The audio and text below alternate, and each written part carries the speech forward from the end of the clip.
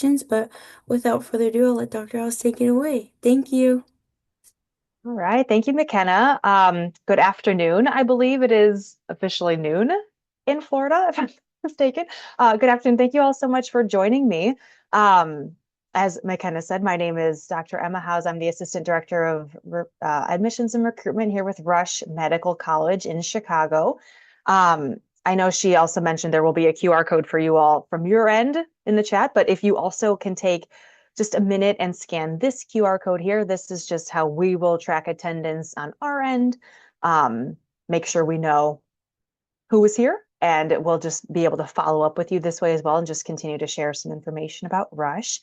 So yeah, I'll give you all just a minute to scan that. And so just as an overview, I think of how today will go, I'm gonna give you a little bit of an introduction about Rush, who we are as an institution, whether or not you've heard of Rush before, or if this is the first time, just to kind of give you that background, our mission, just kind of what we stand for. And then the bulk of today's session is going to focus more specifically on secondary applications, right? So once you are in that med school application phase, what that looks like. So we'll go through those details. I will plan to have, time at the end for Q&A, but also please feel free to raise your hand throughout the presentation. If anybody wants to be brave and turn their cameras on, that's also fine with me. I might ask you a few questions just as we're going to, just to gauge where we're at, and see if you have any thoughts. So yeah, definitely looking forward to just open communication, open participation today. So nothing too formal. So again, do feel free to pop in as I'm speaking if you have a question, or we can save it till the end. Okay, so if you've all taken a chance just to scan and sign in, I will get started. So, okay, sorry, I'm just gonna get my Zoom window here. Okay, there we go. So a big thing about Rush, and if you take nothing else away from me today other than this, it is that we are extremely mission driven, very focused on, the values, and we all have that's very shared here at Rush between, the university, our students, our physicians, our patients. So I'm going to start with this short video just about why Rush, and to give you kind of that background about our mission, and what really draws people to come to Rush.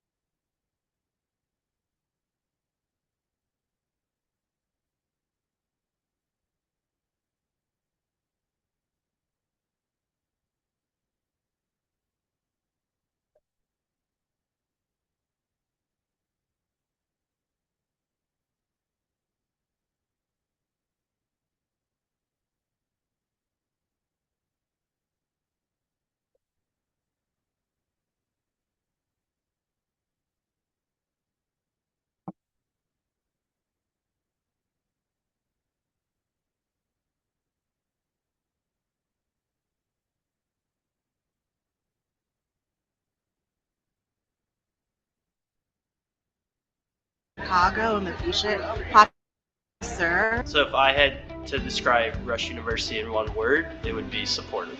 Diverse, inclusive, adaptability, major. I would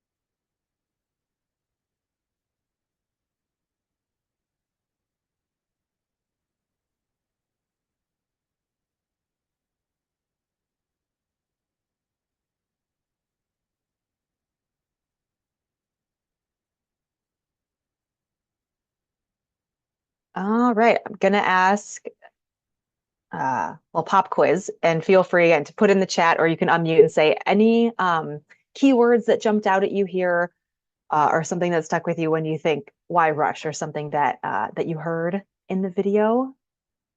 And again, you can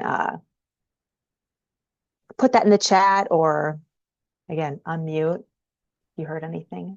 Diversity. Diversity, yes, thank you, Alexandra.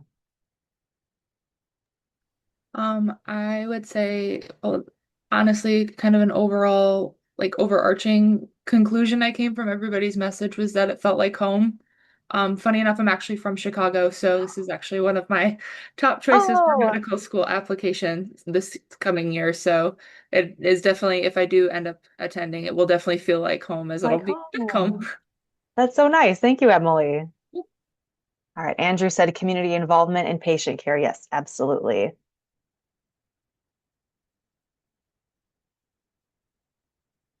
All right, awesome. Thank you. Yes, so even just those keywords kind of all bring it together to our mission, right? So Rush University Medical Center. So again, I'm speaking specifically from Rush Medical College, so that's our MD program. Rush University as a whole has, a couple different colleges. We have different PhD programs, nursing programs, kind of all things health sciences.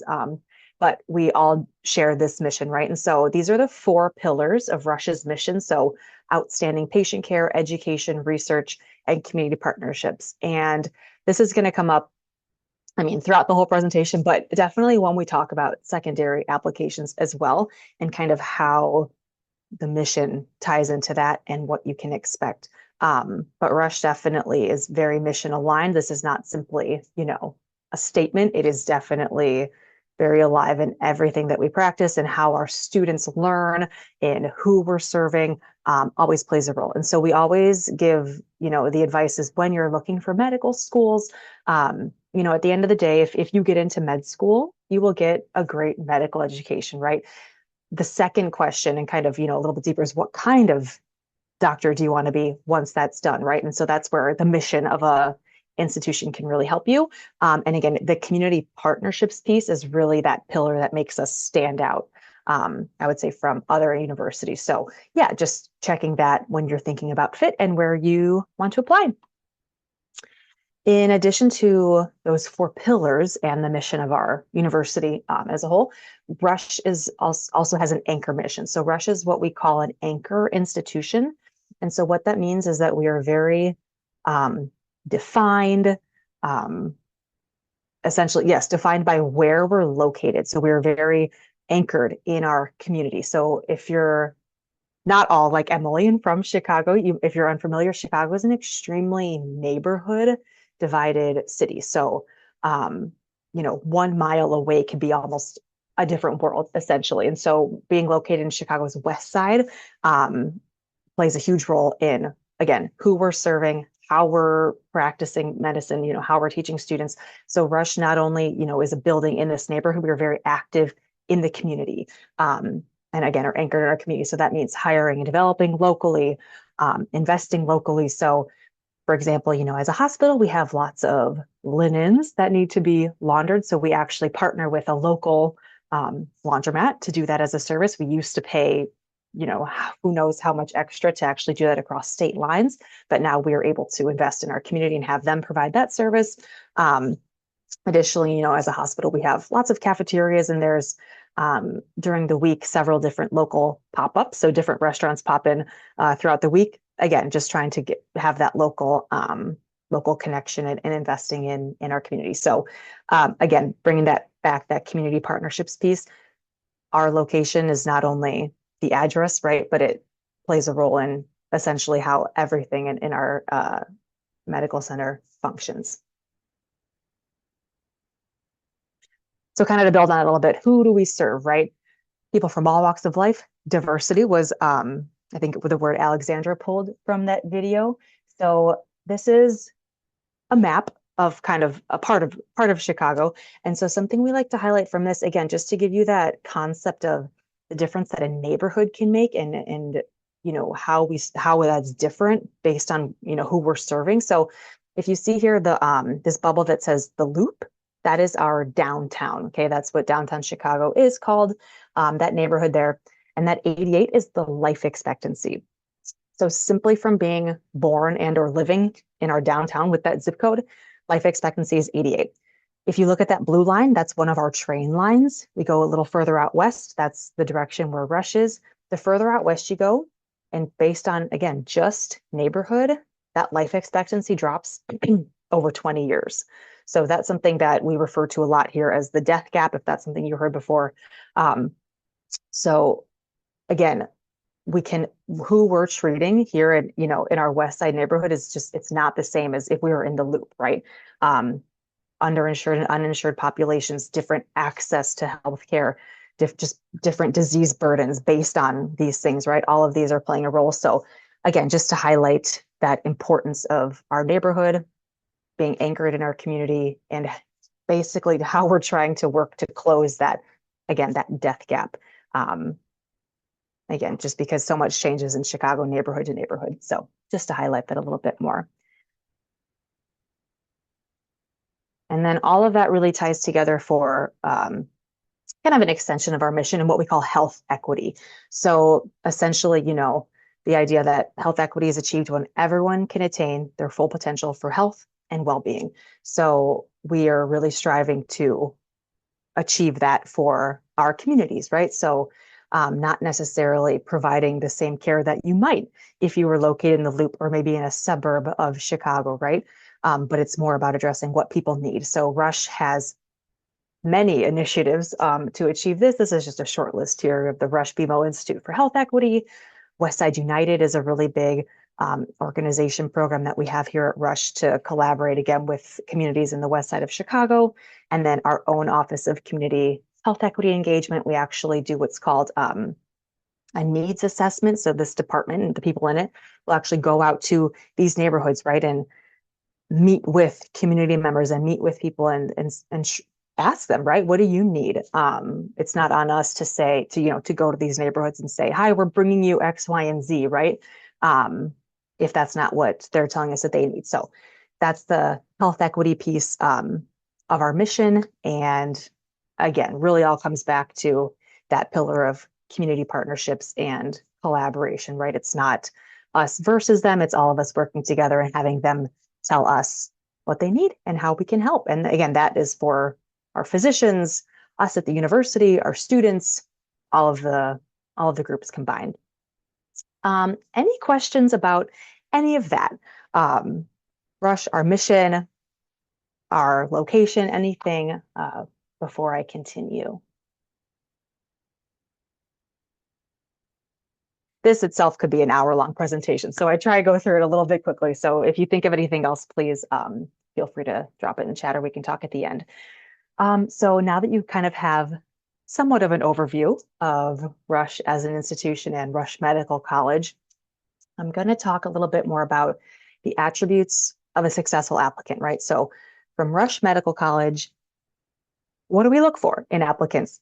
As I have already repeated many times, we're very much looking for mission fit, right? That's going to be really important. Again, as you all look for a university as well, right? In a medical school, you want it to fit what you're passionate about. If it's community service, amazing. If it's, research, amazing. If it's medical technology, all of these things, right? You can tell from a university's mission or, what they stand for. And so our mission plays a role in what we are looking for as an applicant. In typical presentations where we're not focused, like how today I'm going to focus on secondary applications, I would go over in a little more depth our academic requirements like prereqs and things like that.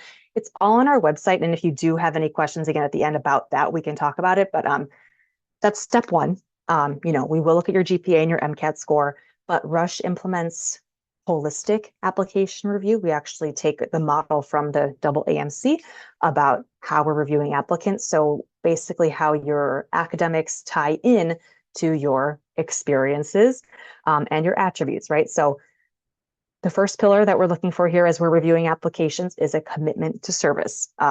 Clearly, right? If you probably just won't be very happy here as a student if you don't have that kind of commitment and passion to service. It's just something that's very shared among, again, all of our students and our staff and our faculty. So if that's something that aligns with you, amazing. We want to see it in your application. And I'll talk a little bit about how to demonstrate that. But that's definitely checkbox number one that we look for in our applicants.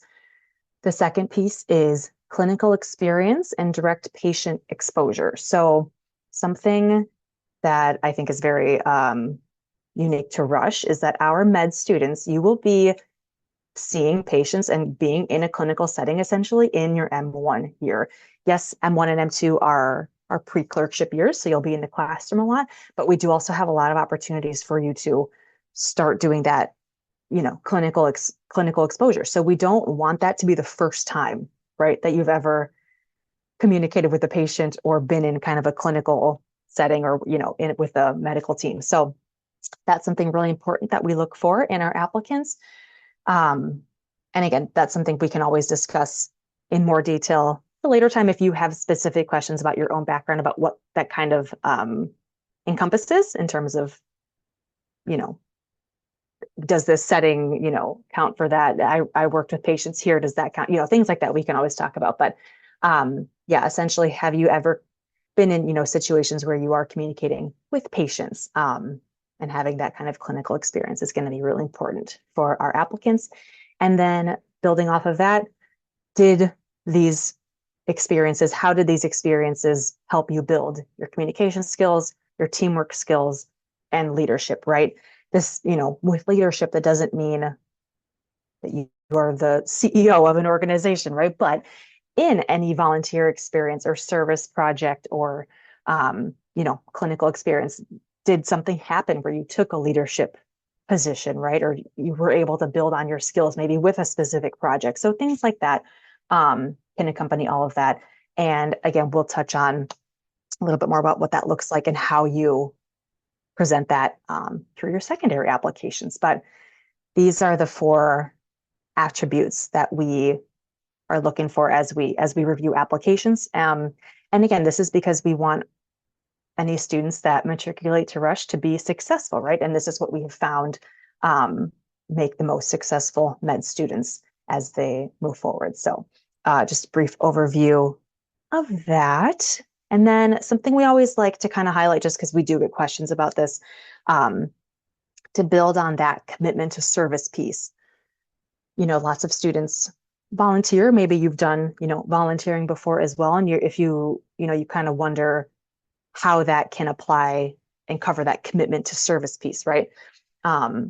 Because there can be a difference, right? So sometimes we'll see applications that say, I volunteered or I tutored once at this organization, or, this one weekend I helped at a soup kitchen. All amazing things, obviously, right? Volunteering is a wonderful thing and it's very generous.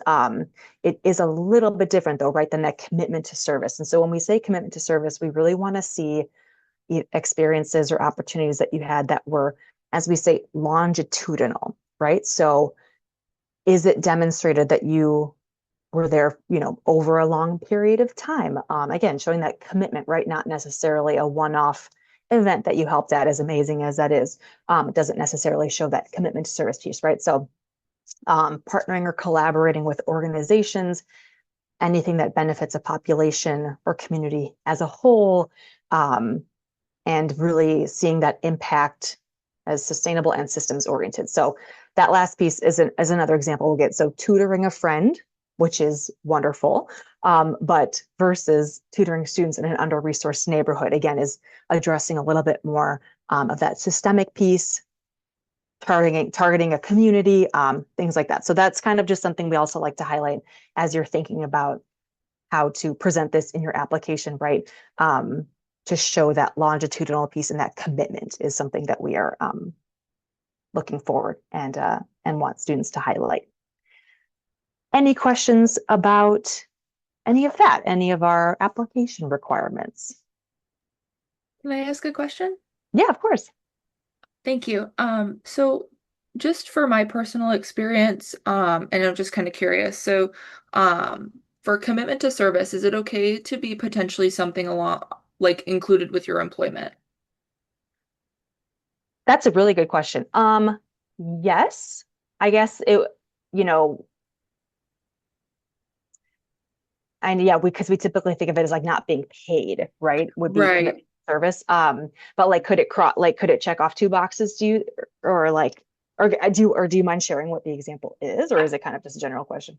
No, absolutely. I don't mind Sure. sharing. So, I currently work as an orthopedic technician at Advent Health Orlando as a full-time student and as well as a full-time employee.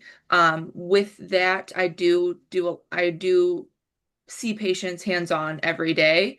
And Mhm. I just was some of the points I was wondering if I could highlight those with the amount of work that I do in the hospital, because it is so patient focused. And also, I work closely with our resident program as they're during the hours that I work, those are their normal hours that they work. So I do get a Sure. lot of interaction with them and just trying to do a lot of collaboration and betterment for our patients. So I just was kind of curious of how unfortunately don't have a ton of volunteering experience, but a Sure. few of those bullet points kind of aligned with my work. So that's why I was just curious if that's something I could highlight. Yes, that's a good point. Yes, I definitely think so, right? Because it, and again, not everyone can cross, some people you have to work, right? You have to make it, you have to have a job. If that doesn't touch on these points either, that's fine.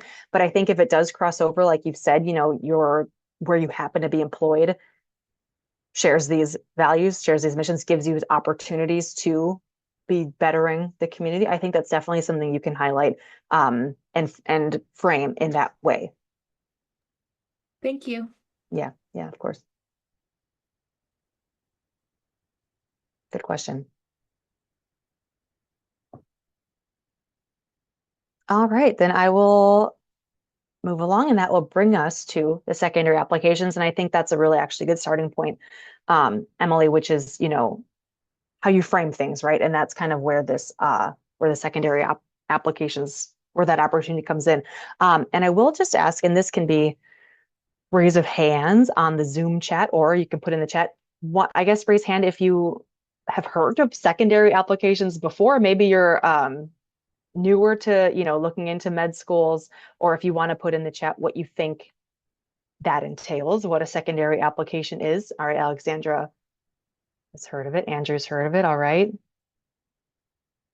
Maybe you can put in the chat, no idea. That's why I'm here. And you want me to tell you, that's also fine. Yeah, just to kind of gauge people's knowledge levels, I guess. All right.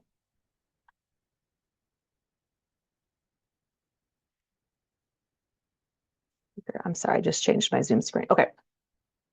Are you still seeing the secondary applications page on on my sharing my presentation? Yes, we can see Okay. it. Thank you. Sorry, I have two screens. It seems okay. Rices. No, I could use some help. Great. So we've got all of our bases covered here. So that's what we'll go over next. Okay, I'm sorry. I'm so distracted by this. I need to make it smaller. Fine. Okay, so secondary applications. Let's say you've decided I am applying to med school. That is, you're feeling very well prepared. You've decided that is definitely what you want to do with your career. You're working to take your classes, you're preparing for the MCAT, and that's what that's what you're going to do. One of the first thing that you will do once you have all that information is you submit an application through AMCAS. So that is, basically the national body for med schools. If any of you are familiar with the Common App, I don't know if that's still something that is done at undergrad, but it's like the Common App. Like you basically fill out one application, goes to, and you check however many schools you want it to be sent to, right? Rush, whatever all the other med schools are, and they get sent your primary AMCAS application. So,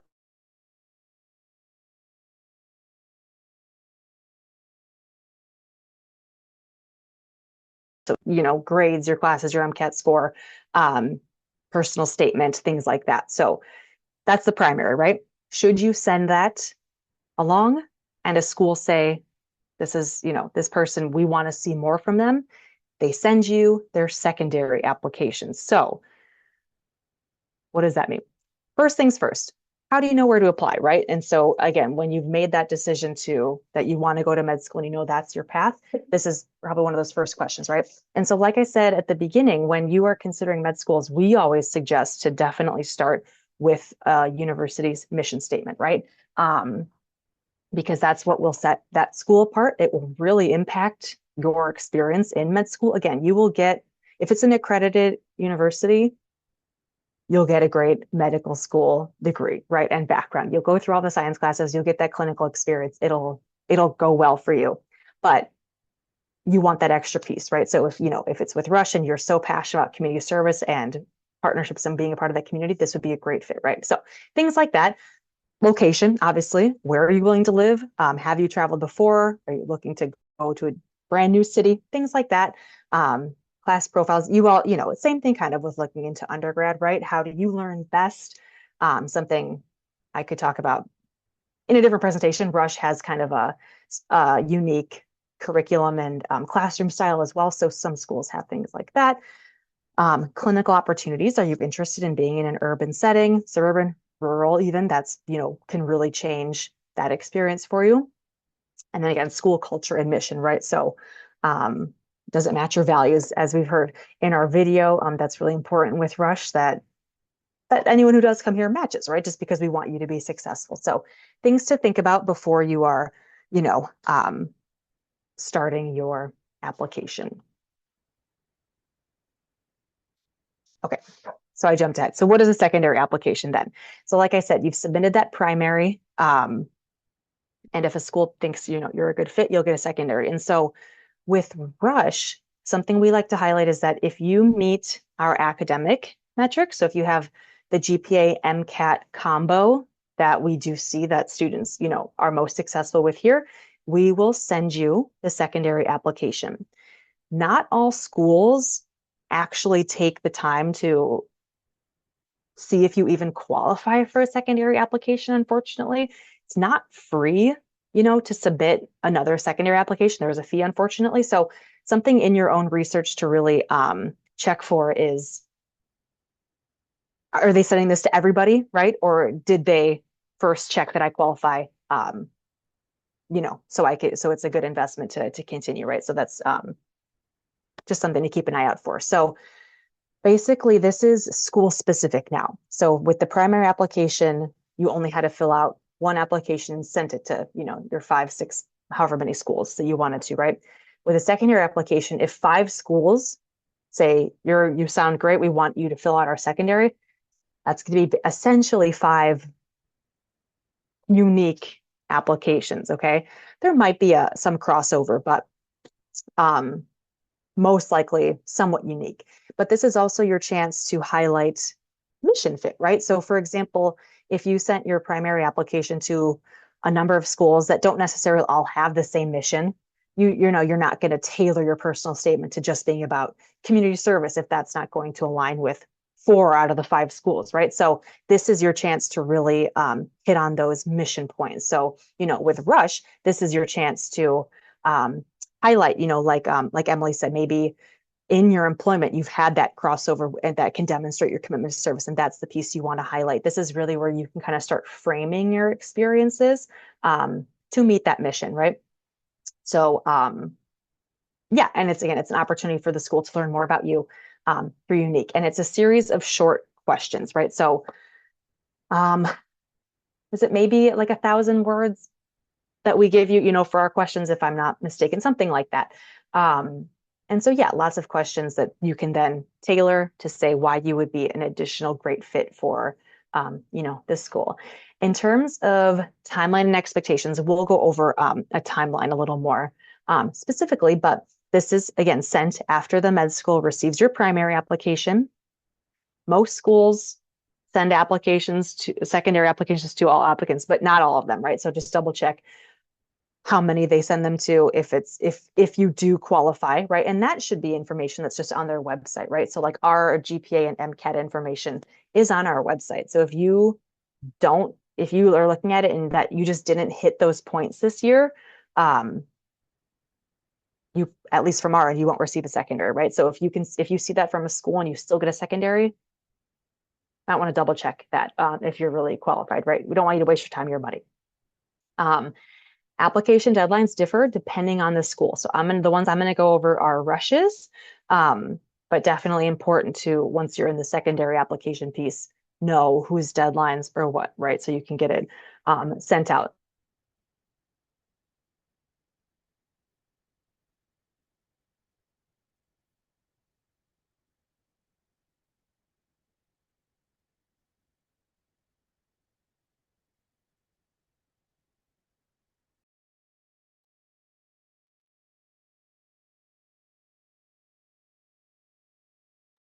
I think your audio may have gone out. No worries, no worries. It did. Can you hear me now? Yes, you're all good. Thank you. No, no more headphones. Okay. Rule of thumb, submit your secondary application within 1 to 2 weeks of, getting that invitation. That's a pretty quick turnaround, but it's a good way to guarantee you won't miss any deadlines, right? And again, additional secondary application fee is usually required. And you can always ask the school, what that is, if there's any waivers, that kind of thing. So what's important to include? This is, again, your chance to really make it school specific. So you want to research what each school is looking for in an applicant. So like I just went over with Rush, it's that commitment to service, you have direct patient exposure and clinical experience, and then those leadership communication skills, right? Other schools might be looking for different things. So you definitely want to tailor it, right? And pull different things. You might have a lot of different experiences. You don't necessarily need to talk about all of them. In each question, we'll also have seen, your resume. But again, this is that chance to research what the school is looking for and be kind of that fit. Okay. So it definitely is more time consuming. But yeah, starting with the mission statement is a very good place to begin.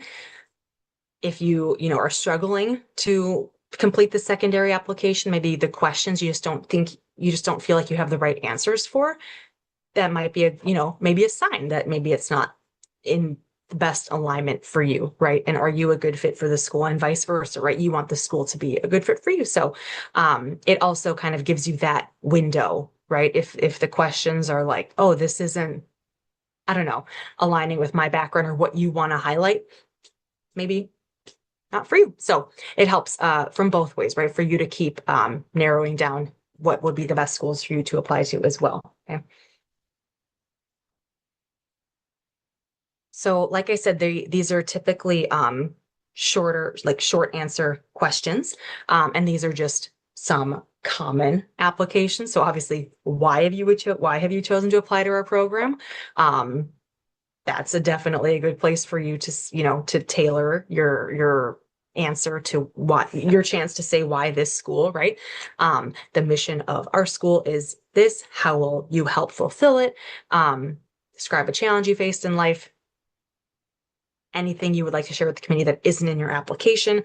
Yeah, so this is a really good time for you to, again, just highlight what makes you stand out, and what maybe we didn't see already. Okay.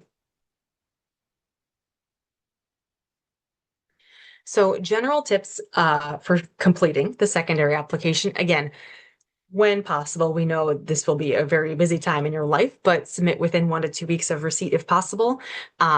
So rush, and again, I'll go over this in the timeline. Rush is, we do rolling admissions, right? So we are from May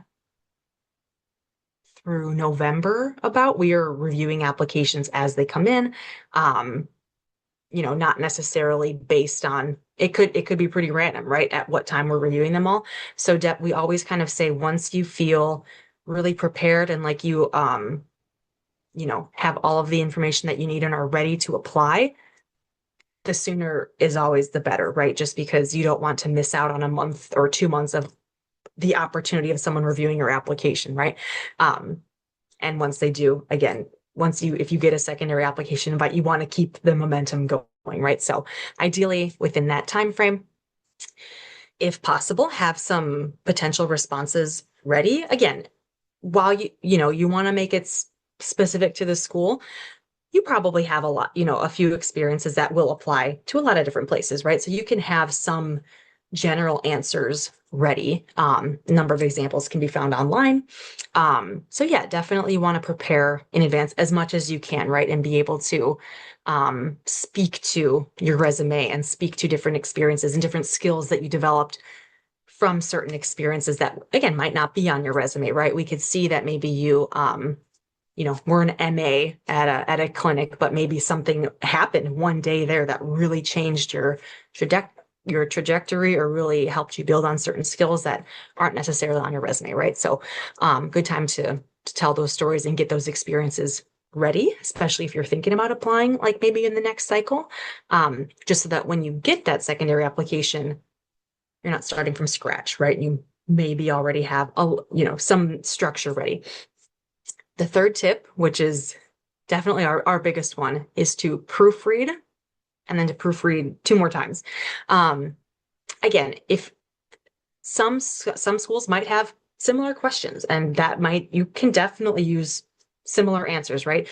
What we don't want to see is, for a rush application in your answer, the reason I want to go to University of Central Florida, that's a pretty big red flag. So, because again, it's just attention to detail, right? We are under no impression that you're not applying to other schools, but really just we want to make sure that you were able to read through those and make sure that you're sending the right ones. So definitely something to just keep in there. And then, grammar, things like that. So always proofreading if you can. Okay, I'm going to take a quick second and look at Alexandra's question. Sorry if you just asked that a little while ago. If you received the secondary application, does that guarantee that you met the requirements such as GPA, MCAT? For Rush, yes. We don't send secondary applications out to people who don't have that. And again, that's all on our website if you want to just have an idea of what our requirements are, because it's kind of we call it a matrix. So like we take a window of different GPAs and MCAT scores. So yes, we won't send out a secondary if someone doesn't meet those things. We don't have enough people to review secondaries that they don't meet. And then at RushMed, does applying earlier increase acceptance chances, or is applying in July still considered early? I'll go over the exact timeline in a second, but no, it does not increase acceptance chances. It just increases the chance that your application will be reviewed months earlier, right? Instead of waiting. So yes, does not increase acceptance chances. I'll go into the timeline. So AMCAS applications open in May. So you could submit that. Again, you could have most of that ready, right? Even though it's not open, you could start working on it. Maybe March or April if you have your MCAT score. AMCAS application opens. That's when you can send that primary application, right? In early July, the secondary applications open. So I think Alexandra had asked, is applying in July still considered early? So actually, for the primary, May would be considered early, right? But yes, for the secondary applications in early July, is also definitely considered early. So moving forward after that secondary application opening, these are rush specific dates.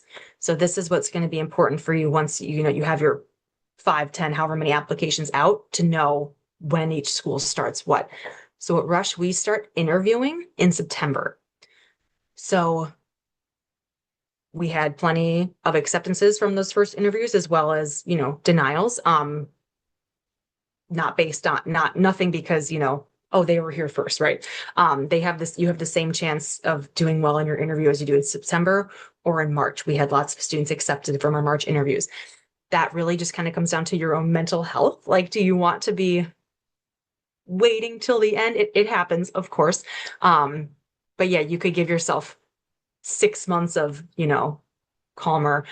It is a big waiting process, right? So between May and July to even, if you hear from us, right, about getting a secondary, and then once you submit your secondary, still a long waiting game, right? There's no guarantee that if you submit your secondary in July, we will review it right away, because as I'll go over in a second, So many applications, and we do review them, right? We do have people here at Rush who are reading applications. So it really is unfortunately random in terms of when we're reading it. We will, but there's a better chance that we will review it right away, the earlier you submit it, right?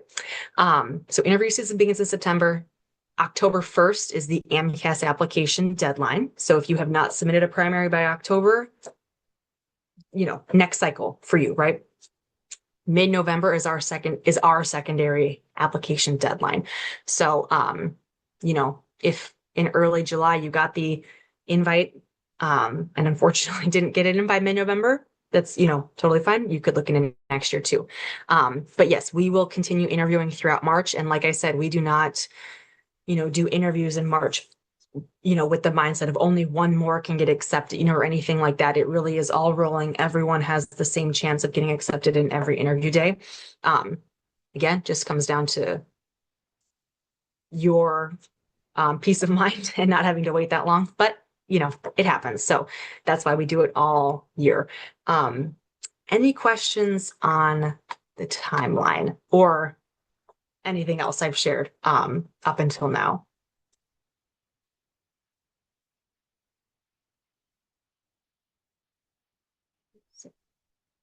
No, thank you. Please, all the questions. AMCAS application opening in May means you can start filling out the application but can't submit till June 1st. Oh, that's actually a good question.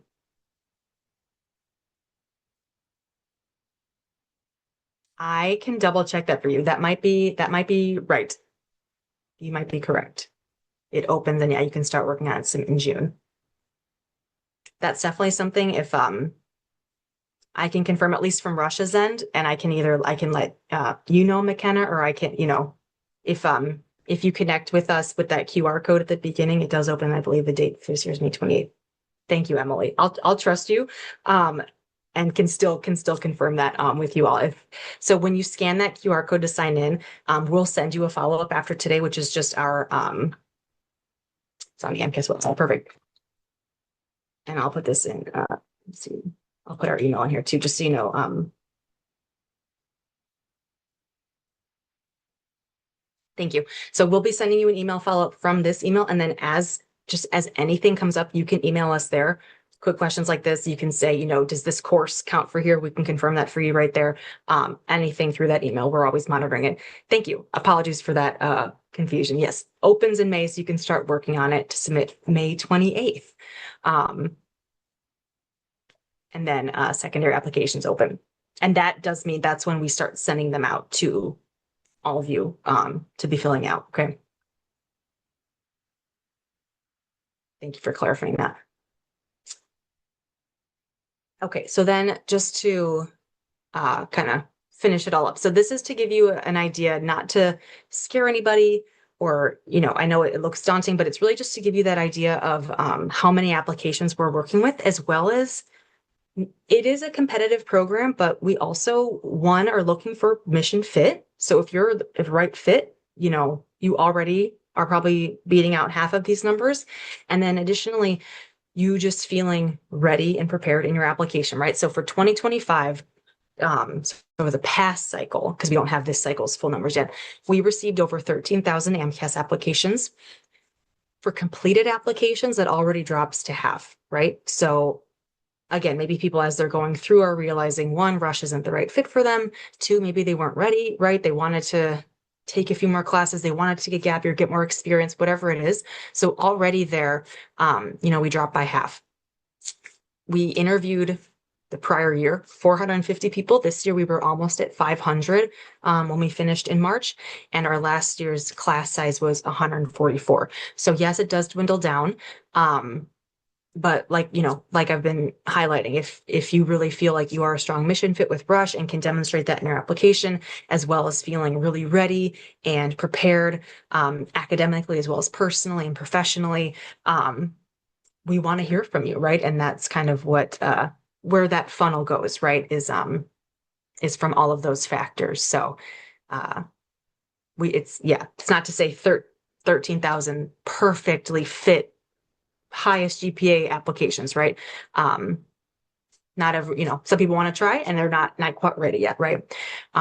So all of that being said, my final pop quiz for you all is, when should you apply to rush and or med school?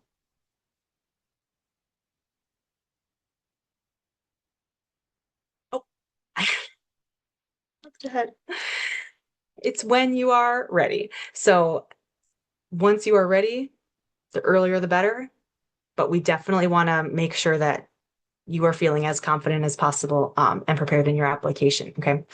So that when you do submit it, you do get a secondary, from us and from whatever other school you want to apply to, and can successfully go through the process. Okay.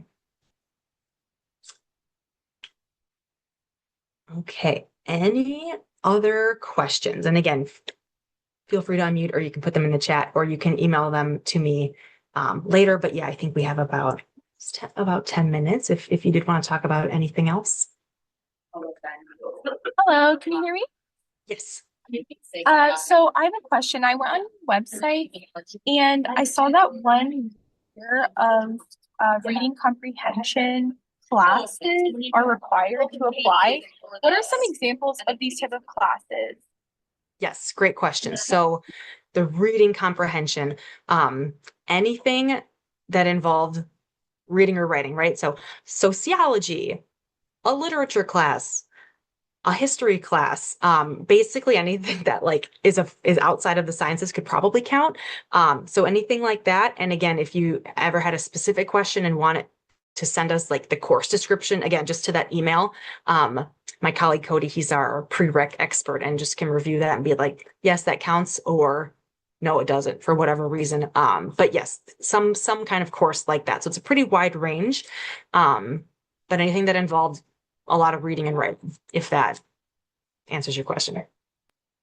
Yes, thank you. So I'm assuming, since you said sociology counts, I'm assuming the psychology courses count as well, or? I believe, yes, most likely, yes. Okay. Again, always send it in to us just to double check. But yes.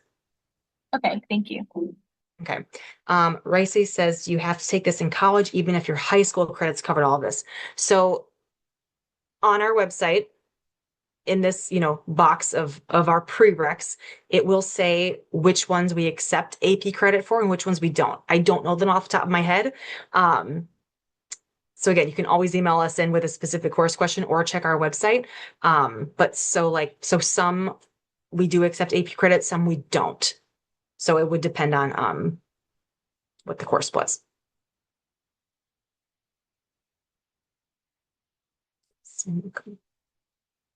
Just do we have to sign in somewhere? Yes, let me I'll just hop right back to the beginning. Yeah, please, really helpful if you sign in again, just so we can follow up with you, just so you can have our contact information. Yeah, we'll basically just send a follow-up like, thank you for coming today. And again, you just have our email. So yeah, with this QR code, you can sign in. Okay. I also have another question. So when applying, do you guys prefer to see a undergrad associated email tied with the account, like the AMCAS account, or is it better to have like a personal email? We wouldn't have a preference. Whatever email you check the most is what we would want to see. Okay, thank you. Yeah. Question.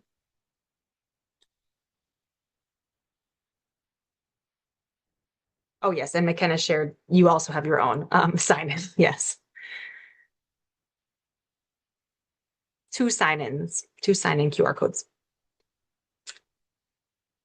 Are there key red flags you see in secondaries other than lack of mission fit? Red flags, again, the proofreading, right? So grammatical errors, saying the wrong school, that's the biggest one. Other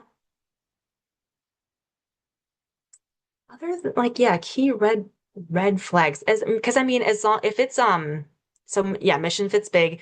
If I would say again, red flag is strong, right? Not necessarily like things that are like, oh, warning us that that you would be like a bad fit, right? Or a bad student, but just maybe not meeting certain criteria. So going back to those four attributes, are you showing a commitment to service? Do you have substantial direct patient exposure and, and or clinical experience? And then those leadership skills, right? Communication. So that's not even necessarily, it all ties into mission fit, but really just in general, meeting those requirements, especially with the commitment to service and the patient experience piece, is something we would want even more highlighted, right? And again, that's big, obviously, from your resume and your personal statement, but again, this is the chance to really pull stories that highlight that even more, right? So for us, those would be those key attributes. So just, yeah, again, saying a red flag is hard, but we would just want to see that those were there. And if they're not, we might consider that it wouldn't be the right fit. Good question. Because yeah, as long as it's authentic, right? That's also what we want to see. Yeah. All right. Thanks, Emily. Greetings from Chicago. All right. I might go ahead and just stop sharing so we can see everybody again. Anything else I can answer for you all?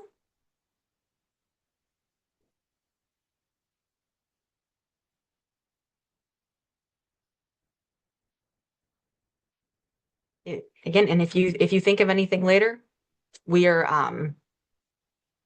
yeah, it's great. You're welcome. We are an open book here in our admissions team. So that, again, that's our email. There's about 4 of us that are looking at it. So we definitely can answer any other questions you think of. Yes, as people are maybe still thinking of some questions to ask, Dr. House, I want to say thank you so much again for coming to talk to our students about Rush.